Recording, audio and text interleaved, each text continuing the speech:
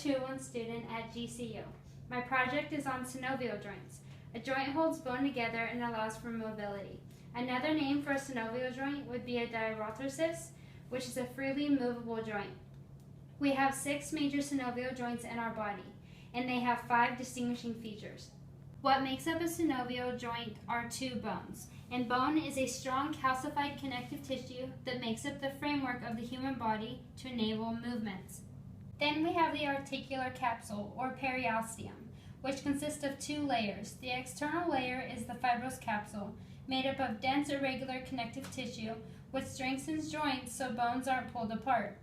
The inner layer is the synovial membrane, which consists of loose connective tissue and covers all internal joint surfaces that aren't hyaline cartilage.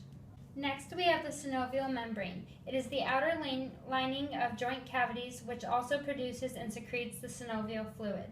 We have articular cartilage on the ends of every bone. It is the glassy, smooth hyaline cartilage that covers the joint surfaces of bones to minimize pressure and allow for bone movement. Then we have the synovial cavity. It is the sac enclosing a joint which is filled with synovial fluid used to lubricate the joints. Lastly, we have the synovial fluid.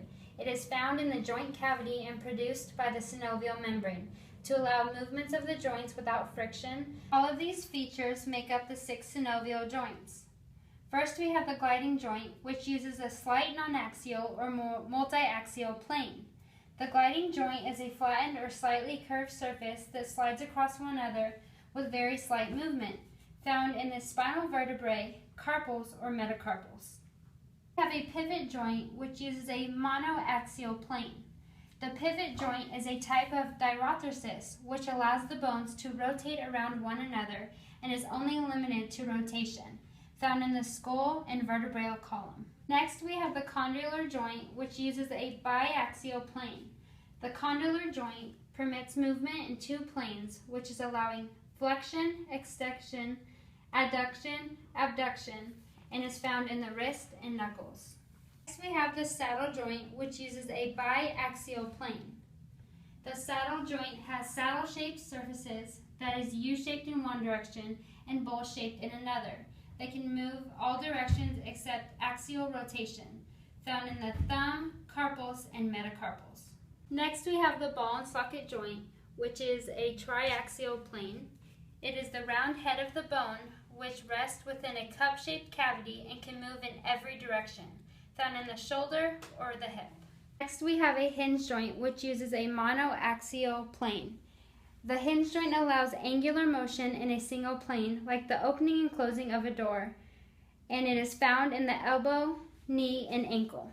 Every joint consists of an origin and an insertion. An origin is the inflexible end that attaches to the bone, cartilage, or connective tissue. The insertion of the muscle is the flexible end that attaches to another structure. The movement occurs when a muscle contracts across a joint and insertion moves towards the origin. If the muscle or associated tendon doesn't cross a joint, then there will be no movement. To make it possible to distinguish possible movements of joints, we have the range of motion. The range of motion is the range in which a joint can move from full extension to full bending, measured in degrees. To physically move these joints, we use what are known as levers. A lever is a rigid object that rotates around a fixed point called the fulcrum. A lever consists of a fulcrum, load, and the applied force. A first-class lever is when the fulcrum lies between the applied force and the resistance being applied. The example would be the movement of your head forward and backward. Next is the second-class lever. It is when the resistance lies between the applied force and the fulcrum. For example, it would be the lifting of your calves. Lastly, we have the third-class lever. It is when the applied force is between the resistance and the fulcrum. The ratio of force produced compared to the applied force would be the mechanical advantage.